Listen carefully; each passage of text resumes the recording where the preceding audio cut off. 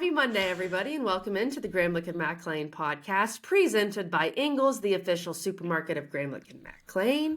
Mac is all about the U. We're going down to South Beach. Super excited. I actually do get to go to South Beach March 3rd to do a game.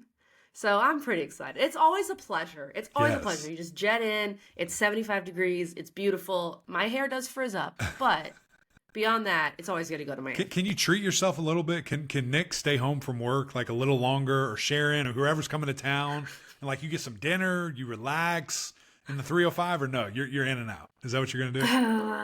Probably not, just because the next week is the ACC tournament. Yikes. And Mac, I'm gonna have a few stretches in March where I just don't get to see my baby. Your moms are different. Us dads, hey, we're out. We're out of here. We got to go to work. You're like, hey, I'm golfing. Sorry, babe. Figure it out. Yeah, mom's in and out. I understand. And we're lucky. We're lucky to have you. We're lucky to have you. And so is Jacob, and so is Amelia. But you mentioned South Beach. Sadly, one thing that is not in South Beach is Ingles, which that's terrifying. I couldn't imagine a world without that. But Terrible. It was in Ingles. Last week, I have my cousin's wedding. We're going through the mountains. We need somewhere to stop because Amelia has to eat. We're driving through the night, all these different things. It's dinner time.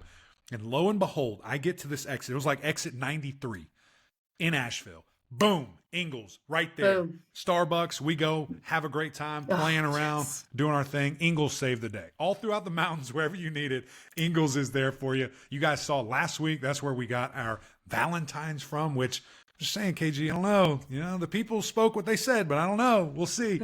And it was a lot of fun. But real quick, our guy, Danny Enriquez from Canes Insight. A ton of insight here, KG, all about the Canes. I loved this interview. Real quick, before we jump into it with Danny, here's a message from our friends over at Ingles. It's time to discover the convenience and time savings of contact-free pickup with Ingles Curbside. Just visit shop.ingles-markets.com or download the app. And your Ingles personal shopper gets to work with specialized training on how to select the freshest items for a pre-scheduled pickup. They'll even text you with updates. You pull up to a designated space and your personal shopper delivers your items right to your vehicle. Fresh, fast, and affordable. It's all in the bag. Ingles. Low prices. Love the savings. Miami Hurricanes with our guy Danny. Man, appreciate your time. I'm not going to give everybody the behind-the-scenes look, but you will notice there's no KG here. We had a little bit of some technical stuff, but we figured it out. She's calling a hoops game. You and I, my man, are talking Miami football. Great to see you, brother. Thank you for joining us. No, man, happy to be here. Excited. A lot to look forward to with the Canes. A lot to forget. Some good things to remember from last year, but we're jacked up, man. We're happy to be here. No question. Well, appreciate you again. And I like the way you phrase that because, we've been doing things a little differently, on this this kind of episode series that we're going in right now. And it's been a little unique, kind of case by case. And I think exactly how you just spelled it out. There's some things that we want to kind of get rid of and some things that we're really excited looking forward. So kind of in this ACC review, we're not going to spend too much time on 23 because this is going to be such a different looking football team in 24. But I do want to start. I do want to get your opinion, the Miami fan base, all those different things on 23. And let's just start big picture and then maybe dive into a couple of things before we move on to 24. I think with 23, it was really just missed opportunities, right? So you had improvement, measurable improvement on a lot of fronts. You look at the stats. This is a top 40 offense, top 40 defense, whether scoring, total, yards per play, you name it. It was a team where the offensive line, which was a weakness, major weakness, Mario Cristobal's first season in 2022, made a huge jump in 23, was one of the best in the nation. But that didn't necessarily translate into wins. There was a marginal improvement. You went from 5 wins to 7 wins, but you didn't get the amount of improvement that you thought you'd get when you looked at the total stats. So that was the story to me. And when you boil it down, it's takeaways and game management. Miami was 109th nationally in giveaways. Did not make up for it in takeaways, but in terms of giveaways, they were 109th. A lot of turnovers, a lot of really hard to explain turnovers because you go back and watch Tyler Van Dyke's interception reel. This is a quarterback that I know you and I and a lot of Canes fans and a lot of national media thought was going to be an NFL-type prospect, still can be, but was going to have a breakout season this year with improved protection. And that did not happen. He had the protection, but a lot of picks were thrown with very, very clean pockets. I think after the Georgia Tech game, teams figured out you play coverage against him, drop guys back, force him to be patient, take away those deep shots, those deep one-on-one shots that he killed teams with, like Texas A&M, and then force him to make decisions and be patient. And he struggled. He threw a lot of picks that way. So that was a big part of it. Again, not just him. Interceptions are a team stat. You got a lot of things going on, but certainly that was a big problem. And then just general game management. The Georgia Tech game, which we mentioned from the turnover standpoint, from a game management standpoint, you couldn't think of a more glaring example. That was well covered, well documented. Not much you can say other than it was one of the most embarrassing coaching decisions in history. And I'm sure, the coaches will admit that they were embarrassed by what happened there. And that wasn't just an isolated incident. There were some game management issues at the end of halves, just when to speed up, when to slow down. It didn't seem like Miami was ever in sync in that regard and left some points on the board. So that, to me, the game management and the interceptions, turnovers generally, were the story of the season. Yeah, and I think it's where the turnovers took place, like the red zone, goal line. Like you just can't do it, in those areas. And that was backbreaking, for Miami in a lot of these games. And, it's interesting when you look at this season because it's almost like a tale of two halves almost if you look at it, because a great start, a blistering hot start, that Texas A&M game, I mean, the score is not reflective of how the game was played. I mean, Miami just beat them down and kind of, gave the game up a little bit to start and then just took off and really looked good. And then there's that Georgia Tech loss, which started as a stumbling. You get the big Clemson win, which was physically dominated by the offensive line, ran when they had to, and then just not a great finish. So what kind of happened starting with that Georgia Tech game where this team, a little bit fell to the wayside? That's really when the giveaway started, because before that, Van Dyke had killed Texas A&M. The weaker teams on the schedule before ACC play, he torn those teams up. So the turnover problem didn't rear its head until that Georgia Tech game. And like I mentioned earlier, I think that's when teams started playing him a little differently and said, listen, it's one thing to heat him up, but if you heat him up, you're going to leave your defensive backs exposed. And he has such a great deep ball, easy read. He'll let his receivers make a play like he did against Texas A&M. Let's force him to be patient. Let's test his patience. And that was a test that he failed a lot of times. And again, it's not just him. It's a whole team effort. There was no adjustment made, but you saw that from Georgia Tech to all the way to NC State, which was another crippling loss later in the year. It did not really improve like you'd like to see. And that to me, and also he was dealing with some lingering injuries. I think that started around that time, Van Dyke. So that was an issue. And again, it wasn't just Van Dyke. There were other issues that were exposed. I think the lack of pass rush. Haynes King had a great day against Miami.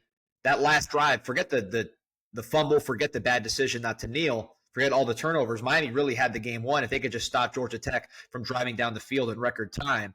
But there were some miscommunications of defense, including guys that are going to play in the NFL next year. There were some miscommunications with those guys, and the pass rush just was not what it was even in 22 when Miami had a tough season. They still were top 10 in the nation in sacks per game. That did not carry over to 2023. So that was another issue that, separate from the turnovers, that was a problem throughout the year.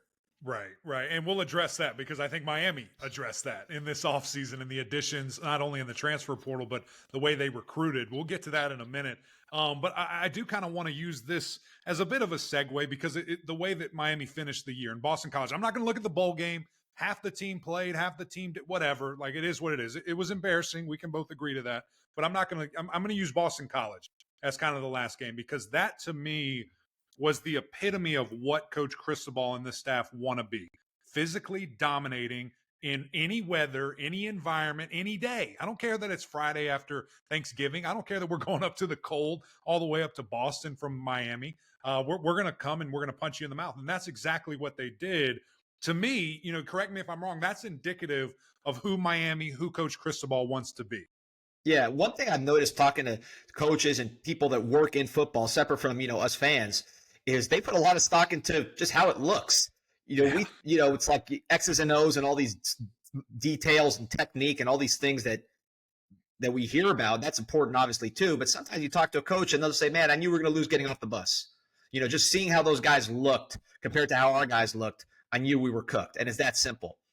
Miami had been in that position Well, for many years, Miami was that team coming off the bus. But in recent years, Miami, when you played against a Clemson, for example, or a big SEC team that's recruited well like Texas A&M, a couple drives in, you're saying this game is going to be a tough one. I remember one game against Clemson a couple years ago when they had that great defensive line with Wilkins and Austin Bryant and all those NFL players. Miami's guard did a split in pass protection. Literally, there's a GIF of it. He was protecting, and he got knocked back so bad he landed and did a split and ended up giving up a sack. That didn't happen this year. Miami looked, particularly offensive line-wise, looked to be the superior unit just physically. And then you were there for a Clemson game. You saw how Miami was able to push them around, not just scheme it up, but literally move guys off the ball. Texas A&M, Van Dyke didn't get touched by those five-star defensive linemen. So, and then Boston College, which you mentioned, a team that historically has given Miami problems, even back to the Big East days with their physicality. Miami was able to out-physical those guys. So, and that was probably the biggest progress area last year from the year before and years prior. Is Miami looked the part up front and was able to physically compete with teams that traditionally have been able to give them problems with their physicality. Yeah, no question about that. And I think that's what gets you, excited, because when you see, okay, the foundation that was set, again, maybe not quite the outcome you want with wins and losses, but the pieces that are there, that gets you excited. And on the offensive line, on the defensive line specifically, when I look at Ruben Payne and I look at Francis Mauigoa, two true freshmen, All-American, All-World, started every single game, and then I add in the kind of, insurgence, if you will, of Mark Fletcher Jr. at the end of the season, I'm like, okay, these are three dudes that are different. And when I mean that, I don't just mean freaky athletically, like leadership-wise, mentality-wise, the way that they, play the game. One of my favorite stories, Ruben Payne, I believe it was against North Carolina, gets after Drake May, who might be the number one overall pick, by the way, and sacks him, gets the ball out, fumble, like near the goal line, on your goal line, and North Carolina falls on the football. And he gets up and he's pissed and he's angry. And I'm like, that's weird. He just got this awesome game-wrecking sack, but he's mad he didn't get Miami in scoring position. So the mindset of those three, man, Danny, when I look at them, I just think, hey, if we can get some more pieces and build off this unbelievable foundation, okay, now we're cooking. Now we're feeling really good. Do you guys kind of feel that way, or is it similar? Absolutely. And just a quick aside, that play, there were a couple safeties against Clemson and FSU that weren't called. Miami did not have any luck. I was there. Hey, I was there. I'm like, that's a safety. Clear as day. Clear as day. I've never seen so many sacks in the opposing goal line that did not result in safeties or fumble for. They had no luck there. But that's a different story. But yes, Bain, Mauigoa, the physicality, they came from great programs. Bain came from Miami Central, which wins the state championship every year down here in Florida. IMG, everybody knows what they do as a football factory. So these are guys that came in with a winning mentality, a mentality about work and knowing what it takes, knowing what the competition is going to look like.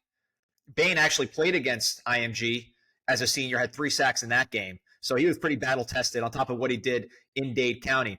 So these are guys that are battle-tested. They knew what to expect. Instant coffee. They came in. They were ready. They came in spring. The physicality they bring. And, yeah, that's what you want it to look like when you play against these big teams. And I mentioned, something as simple as a GIF.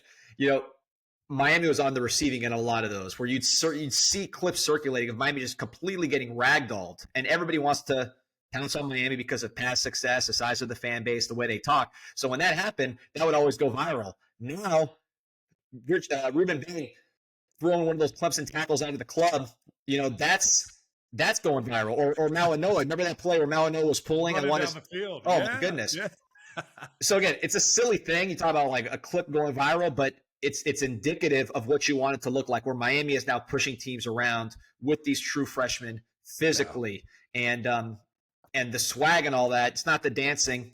It's not all that. It's the ability to dominate your opponent like that, and that's what those two bring.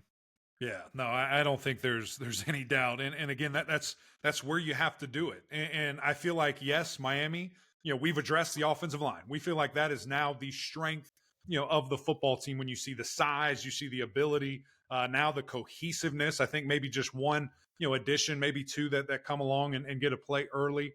But it's also kind of what you said, that pass rush on the defensive line as well. And let's start with the transfer portal, because reloaded. I mean, my gosh, the guys that they got there, I think can make an instant impact and play right now on the defensive side of the ball. Miami really wants to get back in the top 10 as far as rushing the passer. They were there under Manny Diaz pretty much every year. They were there the first year of Mario, surprisingly, though they had struggles elsewhere.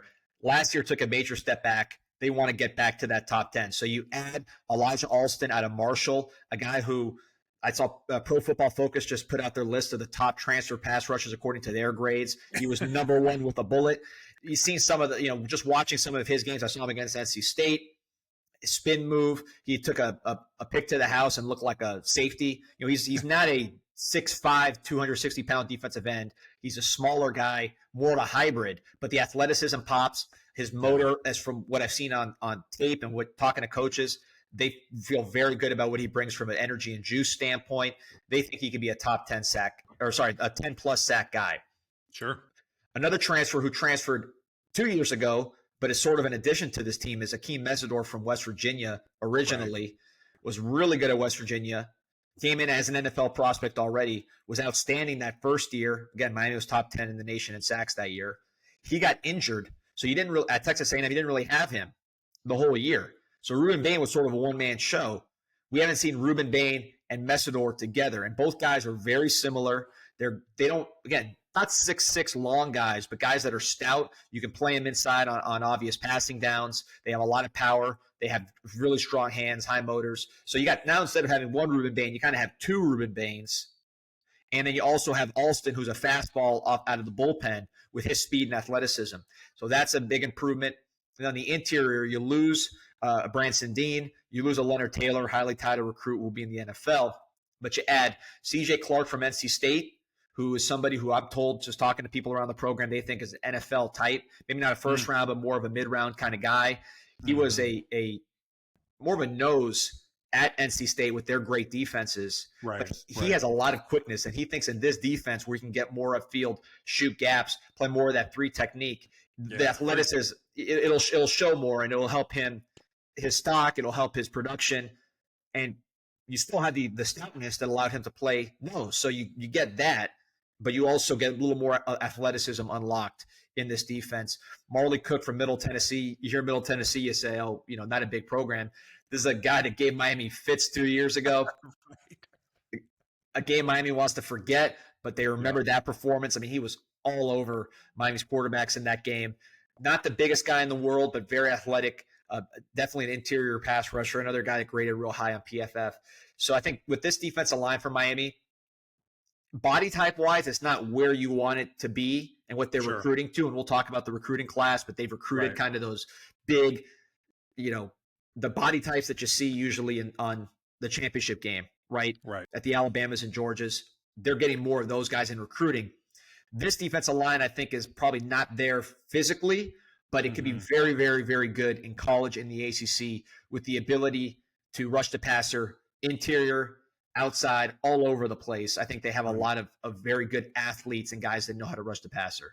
Yeah, and I mean, at the end of the day, you're creating chaos, right? I mean, you've got body types that can move, that can play multiple different positions. And really, what this tells me with some of these guys getting healthy is we can move Bain around. Okay, I think that was the plan going into the season. Because of injuries, he had to, strategically only be a defensive end. We might see him sneak inside a little bit in some pass rush skills. And as a former guard, I don't want any part of that. All right, I don't want to see that guy lined up at three technique or standing up and have the ability to really go wherever he wants. So that excites me. What also excites me is we just spoke in depth about the additions in the transfer portal. Oh, by the way, we've got 3 5-star defensive linemen coming in from the high school ranks. And I'm looking at Justin Scott, Lightfoot, Blunt, all these guys. And there's probably a couple others on here that are highly recruited 4-stars. Man, they might be fighting to get some playing time early and often. I feel good about this D-line and the talent that they have. I'm glad you mentioned that. So we talked about the offensive line earlier, and those guys look the part and they play the part, right? I don't think you need to change too much there. Just keep recruiting those kind of guys. On the D-line, the folks we just mentioned that are more veteran and in the portal, I think they may not look the part necessarily, but they play the part, right? We talked about the athleticism and the disruption and how they get low, they're hard to block. These guys that Miami's recruiting on D-line, look the part, and from what we've seen in high school and in the All-Star games, play the part. Marquise Lightfoot, long, wingspan off the charts, extremely explosive pass rusher from Chicago, 5-star player. Justin Scott, 6'5", 310, I want to say. He played running back a little bit in high school. Also played offensive line, defensive line, basketball player, super athlete, another 5-star. Both of those guys were taken from Ohio State in Chicago, so major recruiting victories. Armando, I thought they were taken from Illinois. It was Chicago. It was Ohio State that they were taking from. Okay, I was just checking. I need to send some brochures up north, maybe. yeah. I don't know what Illinois was thinking, trying to get in on that. With those tweets talking about those players got bought like they were going to Illinois anyways. But no, Miami took them from, I guess, Ohio State and Illinois in Chicago. Brought them down to Miami, 5-star players. Also, Armando Blunt, who's local from Miami Central, same school as Ruben Bain. This is a guy who would have been a top 5 player in the class of 2025. I mean, top 5 overall I'm talking about. And he reclassified to this class, 2024. I think he was still a 5-star in several publications. Yeah, but he is. Yeah. He just turned today, as we record this on Sunday, 17. So he just turned 17. He signed at 16. This is a guy 6'4", 260-ish. Probably will start outside and maybe play inside as he gets older. I mean, he still doesn't have a mustache, but he's just turned 17. But so he has the versatility. But 4.8 verified on the lasers. He won the shot put in the state as a freshman in high school. So he has that explosive ability through his hands and just the explosive power that you want to see. He had extreme production at Central, just like Ruben Bain did as far as sacks. So he's a productive guy. And then he's got a 4.8 something GPA, which allowed him to reclassify because he was so good in the classroom. And I'm sure you tell people that usually the smart linemen end up on your side of the ball on the offensive line. We need to switch him. We need to pull him over, man. What are we doing? Unusual, at least in my observation, to have a guy that had this kind of athleticism, this kind of production, and this kind of IQ on the defensive line. So that's a huge acquisition for Miami locally. I also got Artavius Jones from the Panhandle, which is FSU. It's technically Florida, but those who know about Florida know that the Panhandle is really more of the Deep South.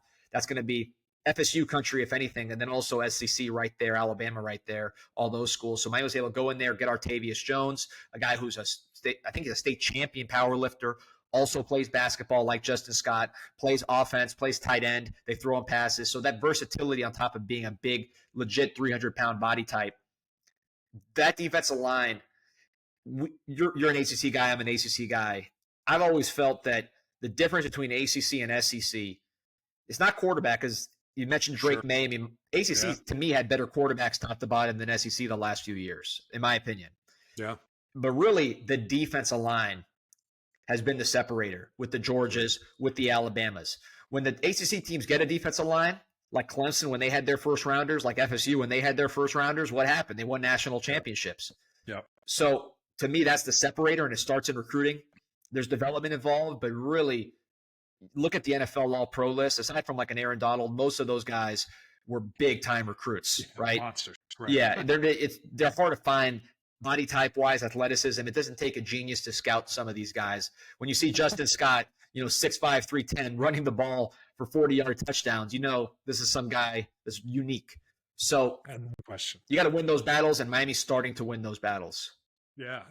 And I love that, man, because as we have kind of said here for now 10 minutes or so, the lines of scrimmage is the difference, right? Like that's how you go from good to great. That's how you take that next step, and the consistency piece. How do you keep getting those guys in? This is obviously a fantastic start, for Miami. And now how does that translate to the field? One position that I think is going to translate to the field very quickly is our guy, Cam Ward. And listen, you and I had, some conversations about him a couple of days ago and this process and how he went about it, how very business-like he was. And now ultimately he's at Miami, and I think going to be a game breaker. So maybe just any insight on that, on how you viewed it, him getting to Miami, and then just really what he brings, to the table. And do you think it's going to be this instant impact, instant upgrade type of, caliber player? Absolutely. And the early returns, I just spoke to someone yesterday who's in the building as far as what he's been doing leadership-wise, off the charts. They say it's exactly what we thought. But as far as some of the history on it, he's a very smart guy, right? And he comes from a smart family, not just football wise, but off the field. So he really managed this process as a professional would, like a free agent in the NFL, for lack of a better comparison. And he was able to secure what he needed NIL wise. But then it ultimately came down to, what does he want to do? He had a chance to go to the NFL. He chose to go to Miami. And I believe the part of it was he wanted to play college football. He wanted to be a first-round pick, not just a second, third, fourth, fifth-round pick. Also, the offensive line that Miami has. Washington State did not have that kind of offensive line. So now having that in his mind, he says, I can show everybody what I have. I can show everybody I'm just as good as Caleb Williams, Drake May, whoever, Jaden Daniels, whoever in his mind, because now he did everything he did before without an offensive line. Now he's got one, on top of the great athletes that he's going to play with at the skill positions. So I think that was a huge factor for Cam Ward, is just that ability to play behind a good offensive line. What he brings to the table, we mentioned his IQ. I think throwing the ball, he's really, really good at those sort of 50-50 balls down the field. If you watch his highlights, a lot of it is just perfectly placed, fades where the receiver is able to make a play on it. And it's not just throwing it for grabs. I mean, he's throwing it to a spot. He's throwing it with timing and allowing them to make plays, but still being aggressive. Just a natural thrower. He was a guy that was a wing T quarterback in high school, didn't get offers, went to Incarnate Word, ended up transferring to Washington State, putting up huge numbers. One thing I like about him is, and we're getting ready for the NFL draft, Drake May is another guy you mentioned. A lot of these quarterbacks that end up being the really good ones are not the 5-star guys that trained with the coach since they were in diapers, and maybe they had a dad that had some cash and bought them a trainer their whole lives.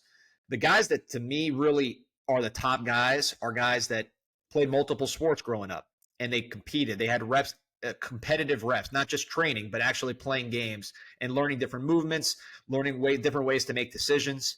A pitcher, how many decisions does a pitcher make during the course of a game, right?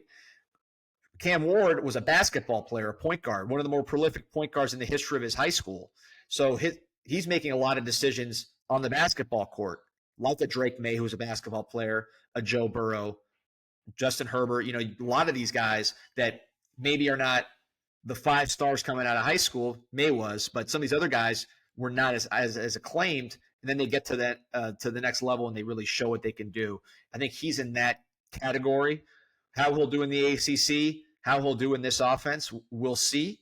But I think Miami fans are really excited. I know people in the building are extremely excited about what they got with Cam Ward. Yeah, 100%. I mean, just when you see what he's been able to do, and now you think, okay, let's upgrade everything around him. Now, what does that look like? So from an offensive perspective, because I am interested to see, kind of your thoughts here. Are we, it just felt like before it was so heavy in the RPO. Like the RPO, if we weren't doing that, we weren't really in rhythm. There was some things that, Van Dyke would just get out of sync sometimes if it wasn't based off of that. Is that kind of a similar vibe here? Is the offense going to mold around Cam? What do you expect to see maybe differently just when you have a guy of this caliber coming in? It's going to be very interesting. So Shannon Dawson, Miami's offensive coordinator, he coached under Hal Mumme. I mean, this guy's an air raid guy to the bone in terms of his background. However, a few years ago, Dana Holgerson, who was really Shannon Dawson's main mentor, shifted more towards a run-based version of the air raid, right? Use more tight ends, etc. So that's kind of where he came from. Obviously, pairing with Mario Cristobal. Cristobal is going to lean into that side of things because not only you have a great offensive line that can move guys off the ball, but that's sort of, philosophically what he believes. And I think if you look at the end of the championship games, you look at Michigan and how they ran the ball and how they prioritized things. Again, Alabama, Georgia, the teams that win big, they move guys off the ball and they make that a priority. Even if it's not 8 yards the first run, it might be 14 yards in the fourth quarter. So that's a big part of what Cristobal wants to do. I think part of what you saw last season was the combination of the air raid background with trying to be more of a physical running team and wasn't always in sync necessarily. Sure. Cam Ward came from an air raid system, really more of a pure air raid system than what we saw last year with Miami. So is Shannon Dawson going to go deeper into his air raid bag of tricks, or is he going to try to move Cam Ward more towards pro style, just a different kind of offense? He wants to go pro too. So that's another thing with him. So that's going to be very interesting to watch. I think with I've talked to people, why did Miami go in this direction? Some people say, well, Van Dyke loved to throw down the field. You had such great protection. You didn't need all these kind of quick hitter throws that you may associate with the air raid. You have the ability to push the ball down the field because of the quarterback and the protection. Mixed results, Texas A&M being on the good side and then some other games not so good. Overall, the offense improved tremendously statistically from where it was with Josh Gaddis, but not where you want it to be. So that's what you just hit on is, to me, the story of the spring and of camp and the first couple games is, what is this offense going to look like? Is it going to be more like air raid? Is it going to be more like what you're used to with Mario Cristobal? Right. And who I guess are other guys within that, quarterback aside, offensive line aside, that you're expecting, hey, not only that you expect to see it, but like, we need it. Okay. We need this player or these couple of players, to take that next step. Who are one or two of those guys? It's funny because I don't think Miami is done adding receivers necessarily. I think they add one in the portal, and Miami they added some really top 100 type players in recruiting between JoJo Trader out of Chaminade and Nye Carr out of Georgia, who they took from the Georgia Bulldogs. These are big time recruits. But if you look at the stats, Miami brings back the top two receivers in the ACC with Xavier Restrepo and Jacoby George in terms of yards. You wouldn't think that. I know Miami fans don't really think that off the top of their head, but you look at the stats, those were the two leading receivers coming back. I think Restrepo, you know what you're going to get with him. Him and Ward are going to work great together. No one's worried about that. I think George, despite his productivity, is the one that can go either way because he's somebody that against Texas A&M, even though he dropped a touchdown, he caught a couple more and was just outstanding in the game. Yeah. Against Rutgers, the last time we saw him, he made some selfish penalties, 15-yarders that were just not smart, totally controllable. So he's been up and down, but his talent is outstanding. And with someone like Cam Ward who likes to throw those 50-50 balls, George is somebody who, even though he's not the biggest guy in the world, has outstanding ball skills, outstanding coordination, big hands. He likes that style of play. He fits on paper with what Ward wants to do. I know Ward's mentioned that he's kind of the guy he's looking to make that next step. They already have a connection. George actually was on his visit when they went out to dinner. George was part of that contingent. So Restrepo is going to be Restrepo. He'll be one of the best receivers in the country out of the slot. George, to me, is the one that could go either way, and you hope he's a boom. Right. And you just need that, right? You need the next guy, to be there right with Restrepo, because I think there's times where, hey, it's all attention's on 7, and then look out, here comes 3, here comes somebody else, really making a play here. Before we get to expectations, before we get to, 1, 2, 3 things that has to be different, I think I know what number 1 is. Let's look at the schedule. Let's look at 24 because we open at Florida, and that is a big deal. And we just got done talking about this great quarterback that we think is going to make a big difference. Welcome to our team by playing in the swamp. How important is that game? What does that look like? Is there pressure one-sided, the other side? Because it feels like maybe both are in similar situations. What are your thoughts on that? Because that is a huge opener for both of these teams. Being in Florida, you hear both sides of the fence in terms of fan bases. So I know there's a lot of pressure on Napier, probably even more pressure on Napier. But at the same time, you lose this game for Cristobal, and that everything just shifts from one column to the other, and then it's all on Cristobal. And he knows how important the game is. He's from Miami. The fan base is extremely hot for this game, as they should be, because of the rivalry. I think it's a game Miami will be favored in, at least. Who knows where it'll look like with injuries and spring and everything else and transfers. But right now, Miami is the favorite. I believe 2.5, something like that. So Miami will enter the game as the favorite, and the team with less negativity around them, I guess you'd say. But it's a huge game. Cam Ward's a big part of that in terms of you don't have to worry about breaking in a young quarterback. You got a veteran coming in, new system, new surroundings, but still a guy who's played in big games. He played Washington last year. So he's played Oregon, he's played big games. He's been in tough environments, so he's not going to be totally overwhelmed by what he is dealing with. But it's a huge game. I think the key to that game is going to be Miami's ability to heat up Graham Mertz and that Gator offense, because their offensive line's reshuffled. It was a weakness for them, probably weaker than I thought given Napier's background. They brought in some new guys. Right. They'll be new. Miami has to win that battle. We talked about the pass rush earlier. And one point you made, which I thought was outstanding when we talked off the record, was when you have your first game, this kind of game, it really motivates you for the entire summer, right? As a player, because you got that game circled. It's easy to just point to it. You don't have to point to FAMU or Bethune, Ball right? State. Yeah, right. Right. So that's going to be a big factor for both teams. The negative of having the first game, and the reason I get nervous is because player gets suspended. How do you navigate that, right? He breaks that off-season rule. Even if it's not the most serious thing, you don't want him to miss the Florida game. So that's always tricky. Right. And then also you always suspend him for the first home game. You kind of overlook it. When we get home, he won't play. There you go. You might see some of that. That's right. But another thing is, Cristobal, I think, is somewhat of a conservative coach by nature. And let's say I use an example of somebody, Chris Johnson, who was a 4-star recruit Miami signed last year from Dillard, smaller running back, say 185 pounds coming in, needed to gain weight, needed to improve in pass protection, so you didn't see a ton of him, but he has world-class speed. I thought about he was 100-meter champion of Florida, 200-meter champion of Florida. Wow. He is legitimately one of the fastest players in the nation. He's like a Devin A. Chain from Texas A&M, if you want a comparison. So he could change a game like this game. He's going to be relied on a lot in the spring with some injuries. He's very much a key player for this team next year. But let's say you get some guys back and you have some more veteran running backs. Do you put him his first big game against Florida and when you're getting nightmares of Florida bringing a blitz and he can't pick up the blitz, and now Cam Ward, who's had fumbling problems, is fumbling, right? How do you manage that conservative instinct with, hey, we got to go out and make some plays, and this guy can go 70 on them? So that's, it's different when you can warm those guys up in games like the newer players. You can warm them up in these MAC games, these FCS games, and then have them play the big game. When the first game's big, how much are you going to trust some of these younger guys that can be explosive for you? And that's going to be interesting to watch.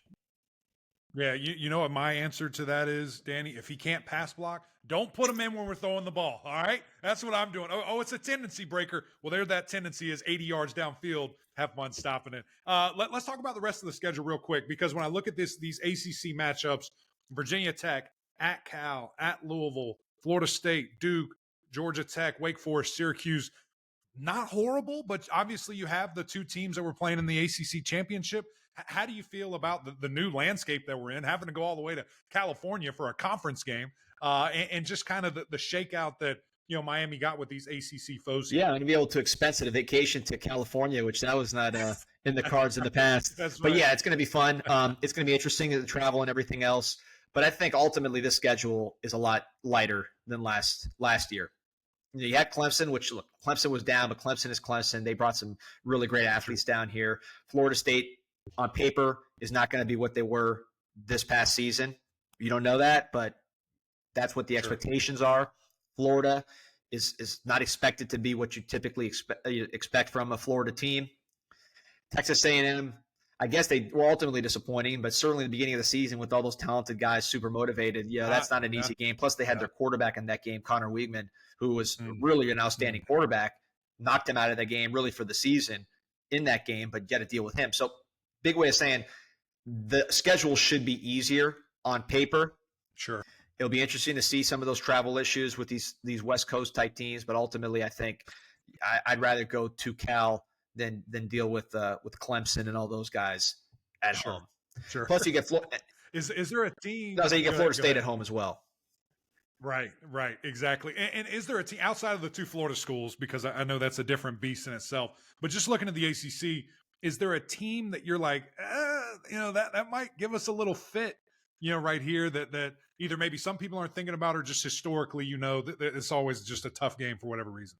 You mentioned a couple as far as Louisville, VTech. I mean, those are teams that beat Miami a lot. Big East. Yeah. Louisville's both of them are well-coached teams. I think exceeded expectations last year. So that's going to be a problem in terms of if you're not prepared, they're going to make you look bad.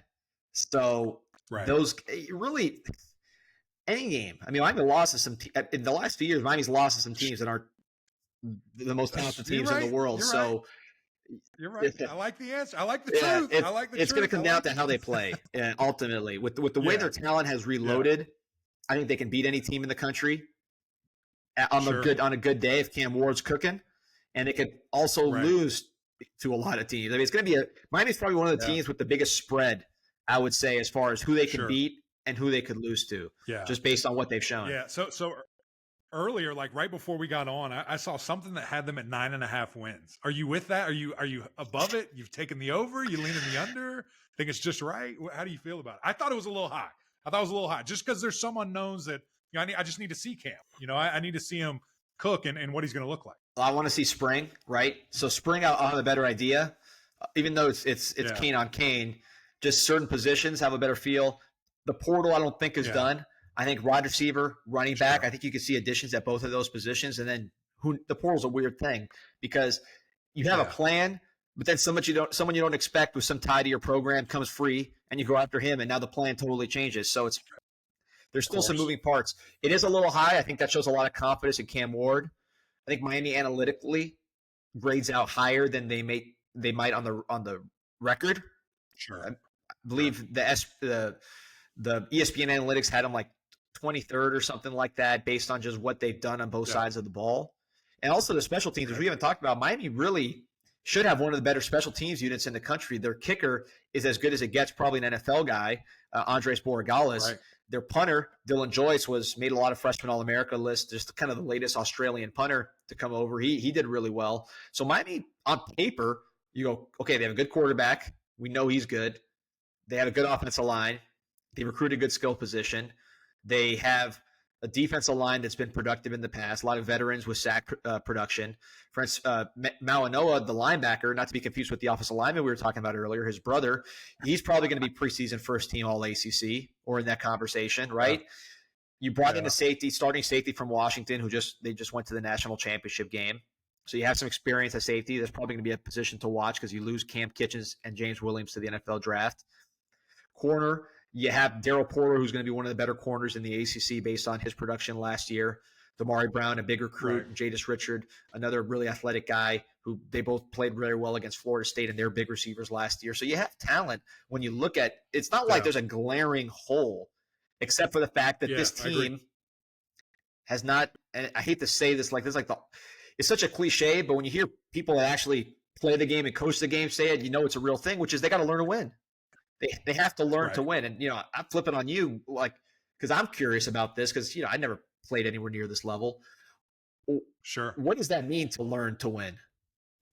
The interesting thing about it is it's almost learn how to, understand winning, in the fact that, you're sitting there 5-0, top in the country, and everything's great, and we're so good, and then boom, you lose to Georgia Tech. Like you have to have that mindset of, it's always the next game. It doesn't matter who we play. It's about us. And I think that's a little bit difficult, especially at a place like Miami. You know how it gets when that team is ranked, when that team's undefeated and flying high, dude, there's a lot going on. There's a lot of excitement, a lot of extracurriculars, and it's hard to just keep those blinders on and stay at work. So it's one of those things where maturity helps. Those three young cats that we talked about 30 minutes ago, they help because they're going to, I think, keep everybody kind of head on straight. This is how we do it. And just the coaching staff that you have. I mean, I love Coach Cristobal, and I think he's fantastic, and being a Miami guy. So I think that's what it takes. Of you might have everything, but until we're done and until we have that ring on our finger, there's a lot of room for error, a lot of way to go. So I think that's the most difficult part, that, when you're at a place like this, that that success, you got to be able to manage it. And you have to understand that everybody you play, that's the Super Bowl. That's the biggest game that they play, when that U comes to town, or they get to come to you. So it's a fascinating thing for sure. Yeah, it's funny how Miami gets treated like this big program when they really have not had this success. But it's sure. You have two movies made about you, and if you're the team that brings Miami back, you'll be the star of the third one, right? You don't just 100%. Win 10, 11 games or win the ACC. You're in a movie, right? It's that kind of pressure, which is weird for a team that hasn't won in 20 years. Yeah, no, I agree. It comes with the territory of being mentioned. I mean, that 2001 team. I mean, you're talking about one of the best, if not the best ever. That rings true, man. Dynasty. That thing sticks around. One more thing, Danny. We'll get you out of here. We've taken up too much of your time. It's Sunday. You got to go with the family, and I'm very grateful. This has been awesome. Just give me three things, and I think I know two of them. But give me three things that if Miami is significantly better at, much improved at? We're talking about that 10-plus win season. Turnovers, we talked about that ad nauseum. That needs to happen. Game management, I think, which it's a team effort, which means less penalties, less selfish penalties like you saw in the Rutgers game, end of game situations, end of half situations, when to speed up, when to slow down, just general decision-making from the coach on down to the quarterback and the other players on the field. And number 3 to me is just overall pass defense. It wasn't horrible last year. It was much improved, but it wasn't great. And I think that means pass rush. That means the corners who, aside from Darryl Porter, are on the younger side. You replace 2 NFL safeties. Can you get this pass defense tuned up to where it's one of the better units in the country, again, from the rush to the defensive backs? This is something where 2 years ago when Cristobal first got here, you had Tyree Stevenson, who was an outstanding rookie corner for the Bears. You had DJ Ivey, who got drafted by the Bengals, got a game ball this year, played NFL football this year. And then you had the 2 safeties we just talked about, Cam Kitchens and James Williams, plus a top 10 pass rush. This is Cristobal's first year, 22. That was one of the worst pass defenses in the country. I think it was like 110th or something like that in terms of pass efficiency. It hasn't clicked. It improved a bit this year, but the pass rush took a step back, and you're losing the 2 safeties. So can that group, and the defensive coordinator is a part of it too. Miami just hired a new defensive back coach, Jevis Jackson. There's a lot of moving parts. Can that group, from a communication standpoint, from a coverage standpoint, pass rush standpoint, come together and be one of the better pass defenses in the ACC? That's something to watch. Yeah, we'll be watching, man. I can't wait. We'll follow up in the spring. Once you see everything, get a good grasp on it. We got to know, man, what this team's going to look like. Danny, this has been so much fun, man. Thank you for your time. Very I appreciate it. Anytime you want to have me, I'll be on, man. This is awesome. Watch you guys. Really appreciate what you do.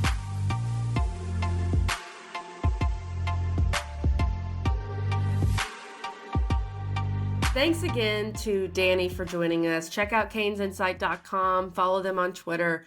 Such a great resource. And the insight, again, no pun intended, but the insight from Danny was really good. And I think he's right as you look at 2024, which is way too early to do so, but we're doing it anyway. 10 wins with a manageable schedule and with the recruiting that Miami has done, it should be possible. Yeah. And Miami has to take that next step, show its fan base. Like Danny said, there are people writing checks. There are people investing a lot of money in this program. I think you need to see the dividends from that. And I think you have a very good chance of doing so. Yeah, I do too, because I think the 2 most important, position groups to be able to take that step is the offensive and defensive line. And check. They've done that. Offensive line last year, even, kind of solidified that, going out and getting a young man from Indiana. And then the defensive line, it's going to be totally a different looking group, kind of headlined by Ruben Bain there. And then others, who steps up, who gets those starter reps. Cannot wait to see it. But there's star power everywhere you look on that, figuratively and literally, when you look at some rankings and some young cats. And then you got an elite quarterback who we think is going to transition seamlessly to the ACC, and Cam Ward, who is just a special player. I mean, a couple of years ago, 40 touchdowns, 3 picks, something crazy like that. I mean, he's balling.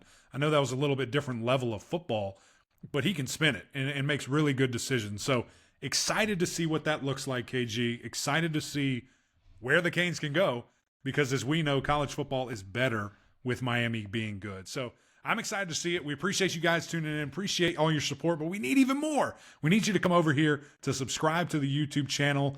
Leave some comments in the chat here, especially Canes fans. Jump in. Let's see it, Canes Insight. Come on, I need a lot of those all throughout the different things there. And, of course, the OGs over on Apple Podcasts. Rate, review, subscribe. We would greatly appreciate that. But until next time, we'll see y'all.